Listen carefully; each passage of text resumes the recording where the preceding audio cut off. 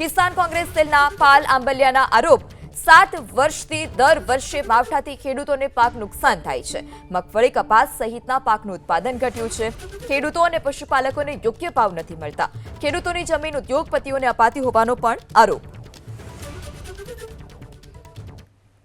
ખેડૂતોની વિવિધ માંગણીઓને લઈ અને ખેડૂતો જેવી રીતે અમે મોરબીથી ટંકારાથી મોરબી ટ્રેક્ટર યાત્રા ચાલુ કરી ત્યારે સરકારને એક ઈશારો આપ્યો હતો કે શાનમાં સમજી જાઓ, નહીતર આ ટ્રેક્ટરની રેલી છે આવનારા દિવસોમાં ટ્રેક્ટરોનો રેલો ગાંધીનગર પહોંચશે અને આવનારા દિવસોમાં ગાંધીનગરમાં ટ્રેક્ટરનો રેલો જે જવાનો છે એના માટે આજે વિવિધ ખેડૂત સંગઠનોના, કામદાર સંગઠનોના, આદિવાસી સંગઠનોના આગેવાનો અહીંયા ઉપસ્થિત થઈ અને આવનારા દિવસોમાં ગાંધીનગરમાં ખેડૂતોના જે પ્રશ્નો છે, પશુપાલકોના પ્રશ્નો છે અને એની માગણીઓ શું છે એ માગણીઓ બાબતે વાત કરવા માટે હું જયેશભાઈને કહું અને એ માગણીઓ સાથે આવનારા દિવસોમાં અમે ગાંધીનગર જવાના છીએ।